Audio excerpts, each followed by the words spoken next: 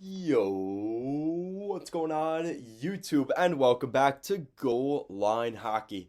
It's your boy Kevin Forte, and we are taking a look today at the Buffalo Sabres. They have been red hot over the last couple of weeks. A team that is really was supposed to be dead last in the NHL with no hopes or spirits of anything. This is a pretty good feel-good story. We have to talk about that right now. So, we have to take a look at before their game against Pittsburgh. This was from NHL's TNT, right? Their Instagram account posted the Buffalo Sabres, right? They are 6-4 in their last 10 games. So, okay, like that's pretty much they lose another game, they're 5-5. Okay, so 6-4, right? But then you look at the teams that they beat. The wins in that stretch: Toronto, Vegas, Calgary, and Minnesota. Those are all supposed to be playoff teams that Buffalo has no business beating. So what's the story behind that? Well, obviously the goaltending's been great. Craig Anderson and Dustin Tokarski. How that worked out, I don't think even Kevin Adams could tell you. I mean, he'll tell you he knew all along they were good players, but I mean, truthfully, they have been a great story for the Golden Knights, for the Sabres this year. And I was watching the game the other night against Pittsburgh, and you could sense there is belief in this fan base still, despite everything that has gone wrong for them. Guys, it's been 10 years since the Buffalo Sabres last made the postseason. It's about to be 11 here this year, which is the longest in the NHL. That is the longest streak of missing the playoffs.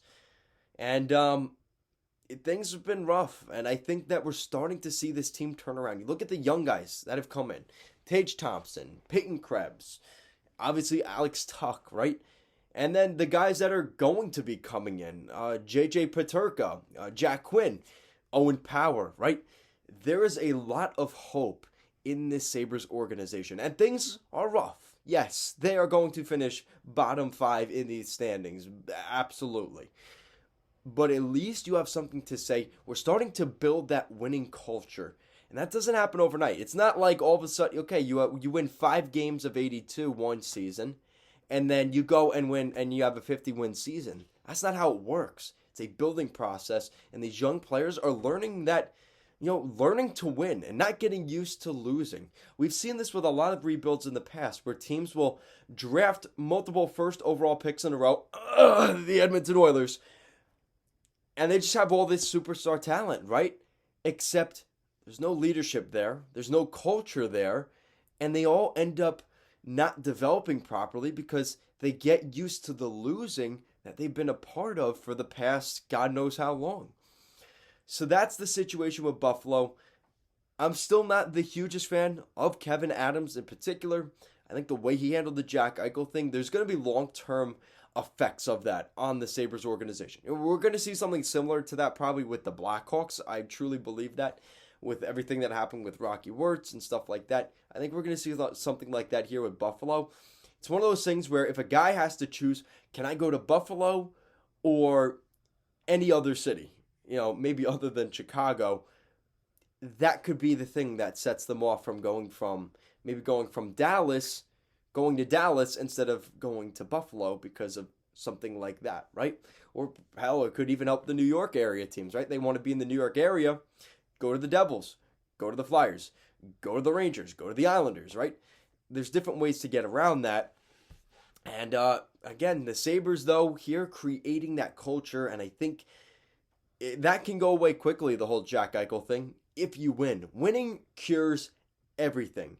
It cures PR, fan disappointment, gets people's butts in the seats to go to the game so the team's making money.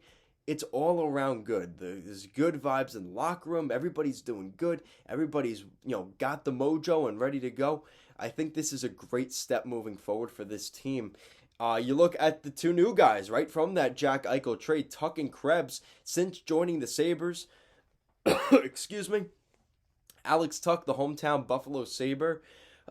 He's got 31 games under his belt with the Sabres. He's got 8 goals and 17 assists. That's 25 points in 31 games. That's pretty close to a point per game for, again, a bottom 5 team in the NHL standings.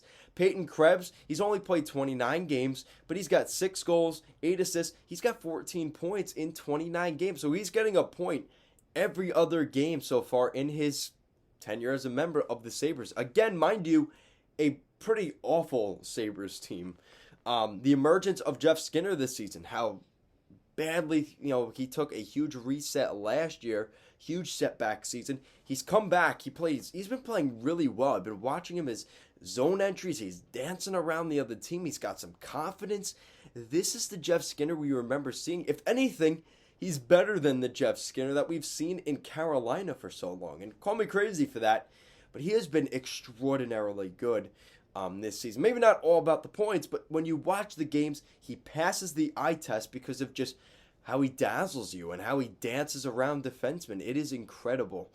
And like I said, obviously the future is bright because you need a left shot defenseman. You're going to get that in Owen Power. You're going to have Dahlin. You're going to have Samuelson there on the left side. There's going to be a lot of change on the right side. I think they have a lot of right shot defensemen. So that'll be kind of interesting. But the Buffalo Sabres, man, don't take them lightly. I mean, you look at where they're at right now. I mean, they have a big game coming up Sunday. They have a matinee game against the Rangers. I think that's a pretty massive game for the Sabres right now. It's a New York area team. Remember, they were the Rangers fans paid for a billboard up there because of the whole Jack Eichel thing. Yeah, they have a couple big games. They play Washington at home on Friday. The Rangers on the road in New York on Sunday afternoon at 5 o'clock. Then they go to Chicago the next day. Then they end the month against Winnipeg. So coming here down the stretch, they play Boston again. They play Toronto. They play some, divisional opponents, Florida. There's some pretty big games here on the schedule for the Sabres to end this season. But guys, what do you think of the Sabres? Positive, negative, step in the right direction? As a Sabres fan, let me know your mood on the organization right now and moving into the near future. Guys, thank you so much for watching this video, and I will see you again next time.